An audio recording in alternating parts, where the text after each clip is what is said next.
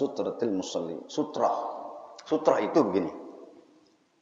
Sutrah itu artinya kita sholat jadi sebagai imam atau sebagai sholat yang sendiri, jadi sebagai imam atau sholat sendiri. Nah ini sutrah itu artinya batas. Batasnya itu ukurannya 3 hasta. Nah seperti kayak karpet ini 2 hasta paling ya, 2 hasta ya. Jadi 3 hasta itu ya segini, 3 kali segini, kira-kira semeter 20-an lah ya, kurang lebih ya. Ada nggak? 3 hasta kita itu berapa panjang? Nah, jaraknya 3 hasta dari depan itu taruhin apa kain tongkat ya, atau ditaruhin apa namanya itu apa lagi ya, apa saja lah yang di depan itu sebagai batas supaya orang lewat itu nggak terganggu. Jadi ason ya, kita punya tongkat taruh di depan, tasnimu turabin, atau kalau dulu zaman dulu pasir ya atau debu, tasnimu turab ya, dibikin apa namanya kayak gunung-gunungan gitu ya, supaya orang nggak lewat situ. Ini di dalam kitab mengatakan sutroh musolli itu batas orang yang sholat, di depannya tandain tongkat, tandain tanah itu yang mungkin dulu itu orang sembayangnya belum di keramik tempatnya ya, atau sembayang di lapangan bisa aja ya. Sutroh itu adalah mayansibuhul musalli kuddamahu alamatan limusallahu min asan wa tasnimi turab wa nahwihima.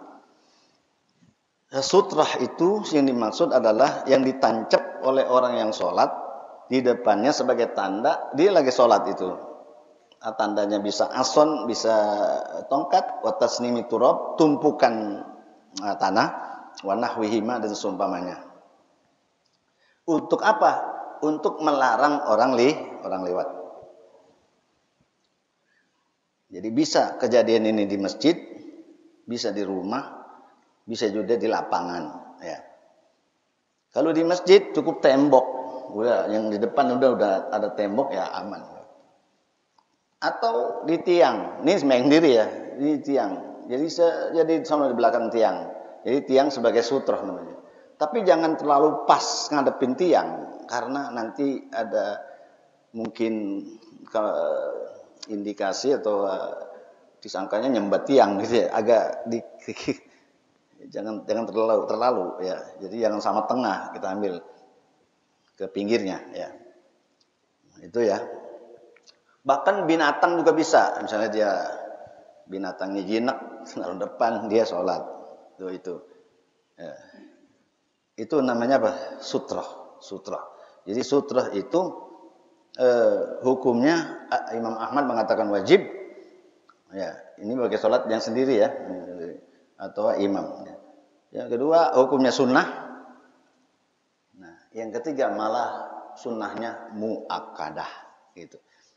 Jadi kalau menurut Imam Ahmad wajib, menurut Imam Malik sunnah saja. Ini kalau wajib, ini agak kesulitan kita. Itu kalau sembahyang di sini masih kemungkinan bisa. Tapi udah sembahyang di Mekah, orang seliwar mulu. Ya, gimana tuh kalau kita hukumin ngambil yang wajib? Wah, sulit itu. Maka Imam Syafi'i bilang apa? Sunnah saja. Atau Imam Abi Hanifah, Imam Malik sunnah. Ya. Tuh. Kalau yang wajib itu in kana fi maudhi'in la yu'manu fihi ta'akkada ulama'una. Jadi ini sunatnya muakkadah ya, bukan timbang sunnah ya.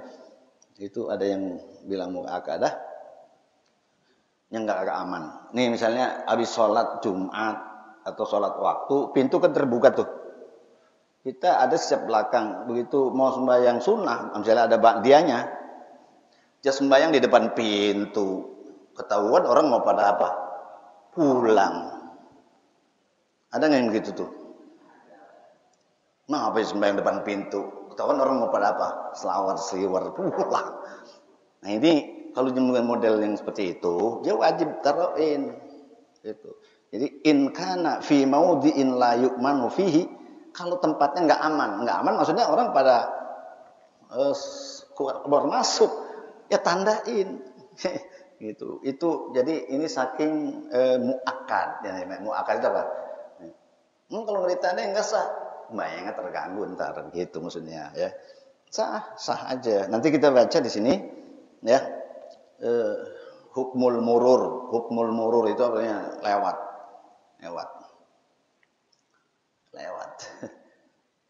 Orang lewat itu bisa ngilangin pahala kebaikannya ya 40 tahun misalnya ya itu. Maka haram tuh dia lewat di depan itu. Jadi kita jangan menjadi sebab dia kebaikannya jadi hilang, maka kalau nggak aman itu kasih tanda. Ya. Sejadah itu sudah merupakan tanda. Hukmul murur baina yadil musalli. Nah, apa hukumnya di sini? Bismillahirrahmanirrahim. An Abi Juhaim bin al-Haris radhiyallahu taala anhu qala Rasulullah sallallahu alaihi wasallam law ya'lamul maru baina yadil musalli ma za alaihi min al-ismi lakana yaqifa arba'ina khairan lahu min ayyamurra baina yadayhi muttafaqun alaihi wal lafzu lil Bukhari wa waqa'a fil Bazzari min wajhin akhara arba'ina khurifan. Berkata Malik rahimahullah dari Abi Duhaim bin Haris radhiyallahu taala anhu berkata, ya Rasulullah SAW bersabda, andaikan orang yang lewat lewat di hadapan orang yang sholat, masa alaihi minal ismi, apa dosanya atasnya? Lakana ayyaqifa arba'ina khairan lahu, niscaya terhenti 40 tahun. Ya. Lahu baginya, ya, terhenti apa? Terhenti kebaikan 40 tahun. Arba'ina khairan. Ini arba'ina khairan 40 tahun apa 40 bulan. Ya, ini ada dobit arba'ina khairan arba'ina yauman. Ya. Atau arba'ina syahron, 40 hari atau 40 bulan. Bal ada yang bilang apa? Sanatan 40 tahun. Nanti di ujungnya min ayyamur baina yadayhi, dari lebih baik daripada bahwa melewati di depan orang yang sholat. Itu enggak dibilang arba'ina apa tuh? Apa arba'ina yauman, apa arba'ina syahran, apa arba'ina sanatan. Terhenti amal baiknya itu. Tersia-sia. Di dalam hadis dijelaskan wal labzul muttafaqun alaihi wal labzul Bukhari wa waqa'a fil Bazzar min wajhin akhar arba'ina kharipan. 40 tahun terhenti amal baik kita. Masyaallah. 40 kharipan itu maknanya 40 tahun. Ini larangan keras lewat di depan orang yang sholat. Di depan itu maksudnya apa? 3 ziro. 3 ziro itu 3 hasta. Kalau dia sholatnya di sana, kita lewat di sini ya nggak masalah.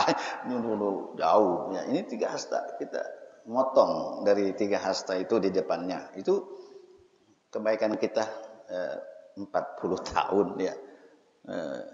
Ini dalil tahrimul murur, haram lewat di depan orang yang sholat gitu ya. Nah ini ada pengecualiannya. Pengecualian itu Pak. Gimana kalau udah ini imam sap. Kemudian di sini batal, ada yang batal. Lah jalan aja udah ya di depan orang ini apa? Itu nggak apa-apa. Kalau itu nggak apa-apa. Jadi orang yang disap itu. Di sini dibilang ya. Wa ammal ma'mumu fa innahu la yadurruhu man marra baina yadayhi li'anna sutratal ma'mum sutrata imamihi. Ini imam. Sini imam ya. Katakan sini, imam. Ini imam, ini makmum ya. Dia lewat Dia lewat. Kemarin dikit ya, sini nih imam. Ini makmum. Ya. Kemudian dia batal. Ya, dia jalan depan sini enggak apa-apa. Karena sutroh makmum adalah sutroh imamnya. Jadi ukuran makmum adalah sutrohnya siapa? Ya imam. Jadi itu dia makmumnya di sana, imamnya di sini, berarti sutrohnya ini gitu. Wa ammal ma'mumu fa innahu la yadurru man marra baina yadayhi li anna sutratal ma'mum sutrata imamihi. Jadi ntar kalau ini misalnya sop depan batal, dia muter aja ke sono. Itu udah depan orang, udah ini imam ini adalah sutrohnya. Karena ini sutrohnya si makmum adalah imamnya, gitu.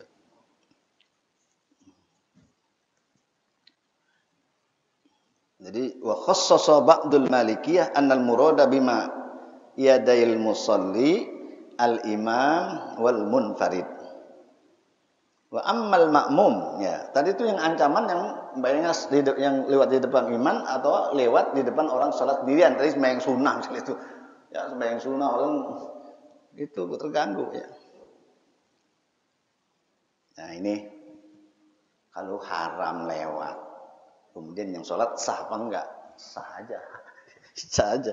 Itu ini ancaman bagi yang lewat. Supaya kita sebagai orang yang sholat itu tidak menjadi sebab orang dosa, maka apa? Itu kitanya harus memberikan sutra. Jadi anggaplah itu sunnah. Tadi ada 3 pendapat. Yang mengatakan sunnah, ada yang mengatakan wajib, Imam Ahmad. Tapi Imam Syafi'i sunnah sajalah. Sunnah, mustahab. Imam Abu Hanifah, Imam Malik ya. Bahkan kalau sunnahnya mu'akadah itu kalau memang sudah jelas-jelas ini bakalan terganggu ya harus di.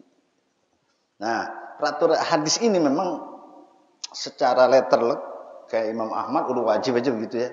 Tapi untuk diterapkannya bagaimana Nabi menerapkan sholat itu? Walaupun Nabi bersabda itu maza alaihi minal ismi, dosanya itu lakana ayyaki pa arba'ina khairan, 40 kebaikan itu hilang. Apa 40 tahun kebaikan itu hilang. Nah, tapi prakteknya bagaimana? Kata Syekh Muhajirin, qultu wa qad betulian nasu fil Masjidil Haram. Di Masjidil Haram ini apa? Sulit diterapkan hadis ini. Ala annahu aglabuhum yamuruna baina aydil musallin. Masjidil Haram kan udah kita lagi sholat jagain. Kita yang rubuh mau jagain. Nah ini kita baca hadis, kemudian bagaimana fi'lun Nabi.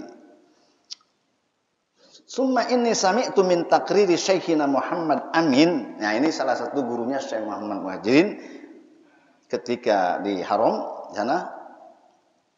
Syekh Muhammad Amin gurunya Syekhuna Muhammad Muhajirin, anna dzalika la ba'sa bihi. Enggak apa-apa. Di Masjidil Haram enggak apa-apa. Li annahu law intazara la manduhata lahu fi makanil murur ghairahu. Karena kalau ditunggu-tunggu tidak ada pilihan. Dia di sini mau lewat di depan kita di Haram. Kita mau cegah seperti ini misalnya. Dia enggak ada pilihan lagi. La manduhata lahu fi makanil murur. Enggak ada pilihan tempat lain buat lewat kecuali di depan. Kita lagi sholat, enggak apa-apa. Jadi ini yang Syekhuna ya dijelaskan oleh gurunya. Gimana tentang hadis ini? Nah, kayaknya jadi sebab dosa nih. Udah jadi enggak ngerusuk enggak. Udah la manduhata. Jadi enggak labak sabihi. Itu takrir daripada syekhnya Syekhuna Muhajirin, syekhnya namanya Muhammad Amin.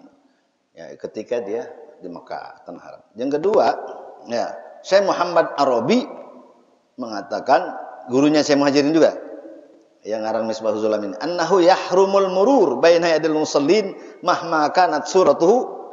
Mau bagaimana kayak pokoknya haram, enggak pakai masjid Darul Pala, maupun masih haram sama aja katanya. Di sini haram ya di sana haram. Ini dua guru ya. Tapi gurunya Syekh Muhajirin juga, yang satu yang Muhammad Al-Arabi mengatakan enggak boleh lewat. Mau kondisi bagaimana kayak katanya. Mahma kana suratu illa fil matop, kecuali tempat tawaf katanya. Nah, dia ini ngecualiinnya Syekh Muhammad Al-Arabi tempat tawaf aja tuh. Orang lagi tawaf kita dia lagi tempat tawaf enggak apa-apa. Enggak apa-apa. Ini gambarannya kan haji bebelek apa itu? Bukan kayak sekarang, jarang-jarang. Ini pada waktu orang itu sangat banyak. Kecuali tempat tawaf. Fa innahu yajuzul murur bainal musallin. Qala Ibnu Qudamah wala ba'sa ay yusalli Makkah ila ghairi sutratin. Nah, Ibnu Qudamah min ulamil Hanabilah mengatakan enggak apa-apa. Enggak pakai ditanda-tandain. Rawa ruya zalika an Ibnu Zubair wa Atha Mujahid wa qala al-Asram qala al-Asram qila li Ahmad ar-rajul yusalli bi Makkah wa la yastu bi syai'. Kata Asram dikatakan kepada Imam Ahmad, ada orang salat di Mekah kagak pakai tanda-tanda. Faqala qad ruya 'an Nabi sallallahu alaihi wasallam annahu shalla summa laysa bainahu wa bainat tawaf sutra. Ini diriwayatkan dari Nabi SAW, Nabi pernah sholat, di depannya nggak ada tanda-tanda. Qala Ahmad li anna Makkah laisat ka ghairiha. Makkah itu jangan disamain sama masjid yang lainnya. Karena Makkah makhsusah. Itu Makkah khusus. Wa dzalika lima rawa Katsir bin al-Muttalib an Katsir bin al-Muttalib an abihi an jaddihi al-Muttalib qala ra'aitu Rasulullah yusalli hiyal al-hijr wan nasu yamuruna baina yadayhi. Ya, ada lagi dalil nih, ya. Ya, Makkah jangan disamain lah sama masjid lain katanya. Kenapa?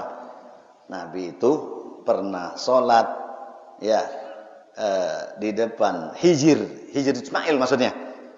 Wan nasu yamuruna baina yadayhi, orang kelawar sliwer bahasa itu. Nabi sholat di depan hijir Ismail kan kecil, ya ukurannya, ya berapa meter? 3 meter ya, lebih. Itu orang pada liwat-liwat. Itu apa?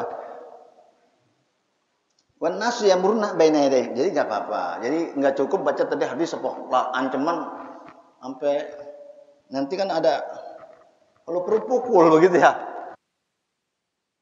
Jamak di antara hadis yang larangannya sangat ya, ada ancaman dengan hadis yang dipraktekkan oleh Nabi. Maka ini jadi khilaf antara melaksanakan ibadah ya, kaifiatnya itu ya. Kaifiatnya seperti kayak kita nggak boleh sembahyang masjid lagi Covid ya, bayang di rumah ya. Nah, itu kan kaifiat salat ya, kaifiat salat perbedaan, tapi salatnya enggak ditinggal ya. Itu karena memang dulu-dulunya pada khilafnya itu begini.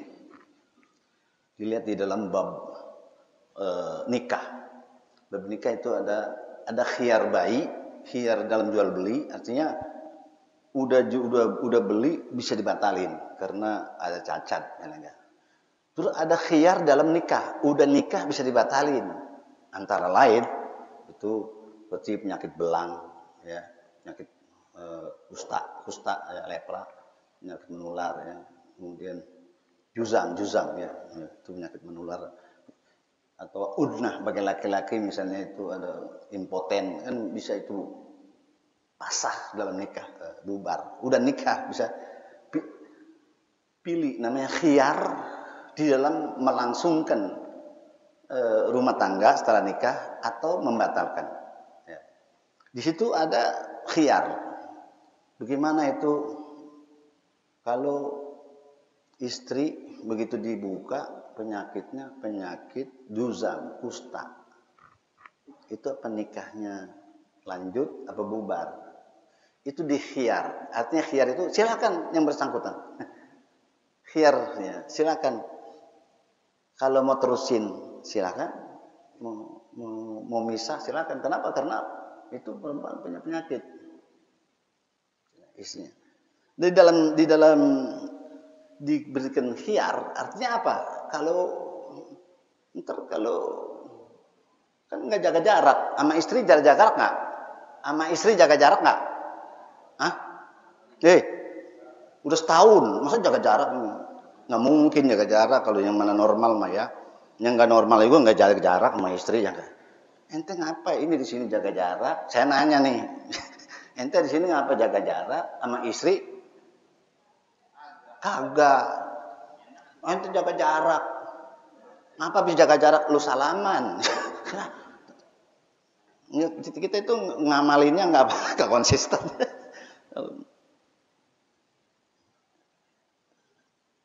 Jadi orang yang sudah punya penyakit kusta boleh terusin, boleh. Nah kan nggak jaga jarak dia. Nah itu kelasnya, itu di dalam kitab Fathul Bari. Ini saya ngomong penerjemahan dari kitab Fathul Bari. Itu terhadap istrinya yang punya penyakit kusta, boleh dia misah, udah bubar perkawinan, boleh dilanjutin. Iya, apabila terdapat penyakit menular. Jadi makanya ini ada. Jadi kalau ngambil yang untuk umum haram, ya. Jadi sehingga untuk orang-orang seperti kayak udah wali, kayak Imam Rifai, itu dia sama orang penyakit menular kagak pakai jarak, bahkan langsung nggak pakai sutroh, nggak pakai pakaian. Makan sama-sama, pakaiannya yang nyuciin tanpa pakai alat-alat antibody lainnya. Itu wali. Kalau ente wali ya ngikutin dia ya nggak apa-apa. Makanya sampai sekarang nggak pada akur, ada yang ke masjid, ada yang kagak. Itu sumbernya karena sumbernya apa? Memang untuk umum yaitu firra minal mazum itu lil wajib menjaga jarak. Firra minal mazum itu hadis jaga jarak. Firra minal mazum lari dari penyakit kusta. Itu namanya jaga jarak. Jaga jaraknya itu dalam Fathul Bari kata wajib. Satu wajib. Karena membahayakan kalau nggak jaga jarak. Jaga jarak kepada yang sakit ya. Jaga jarak kepada yang sakit gitu. Yang kedua, makna firra itu amarnya lintah debi sunnah. Jadi bagi yang mau rapat, itu tadi hadisnya orang nikah ternyata itu penyakit kusta masih boleh dilanjutin.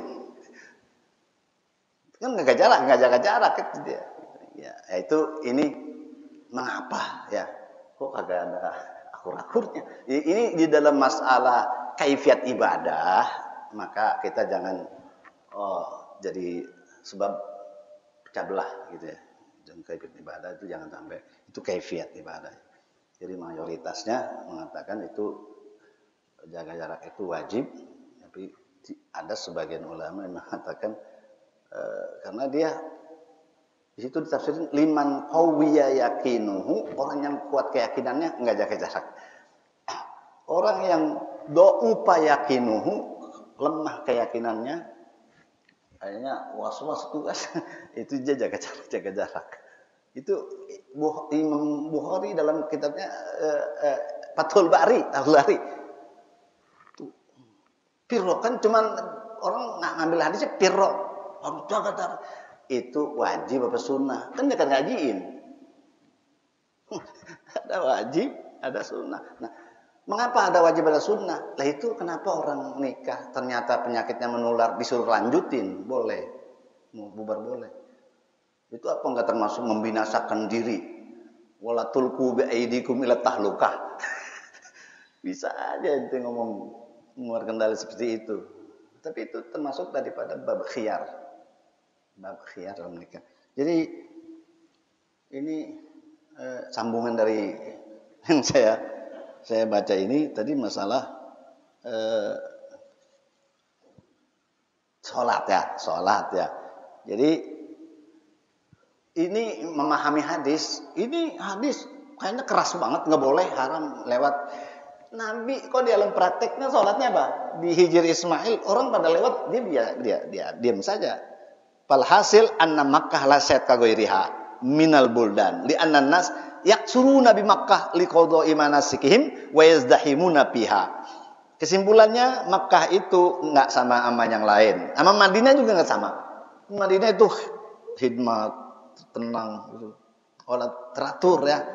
Jadi Makkah laisat kagoiriha min buldan li anna nas yaksurun bi Makkah. Karena manusia itu banyak di Mekah liqadha'i manasikim untuk melaksanakan manasik mereka wa yazdahimuna biha berdesak katanya. Falau muni al musalli falau mana al musalli min aitaza baina yadayhi la daqa 'alan nas. Kalau orang yang sholat kemudian ada yang lewat dilarang mungkin penuh. Nggak mungkin ya. Tidak ada datang lagi. Dulu, oh sekarang sih lagi begini, enggak kali. Dulu ya.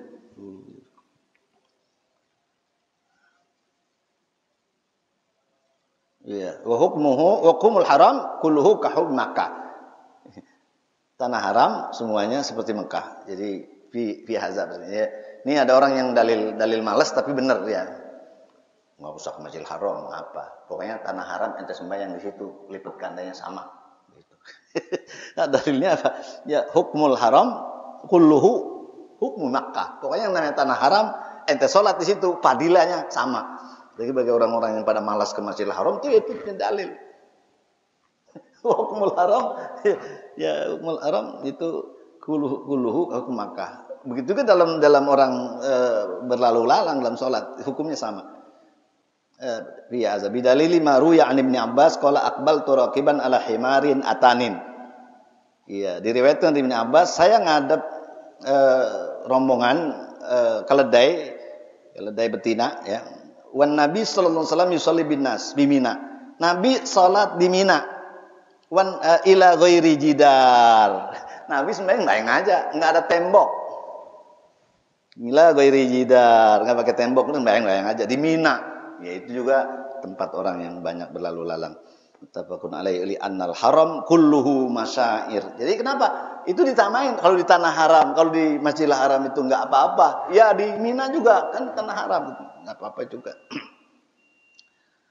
Pajara majra Makkah. Jadi walaupun bukan di Mekah, ya bukan di tanah haram, ya bukan di Mekahnya, itu masjid yang di Mekah sama masjid yang di luar Mekah yang masih tanah haram itu hukumnya sama katanya. Fi madzakarna wala yuqasu bi Makkah Madinatur Rasul. Nah, udah Madinah enggak boleh disamain sama Mekah. Jadi masalah apa?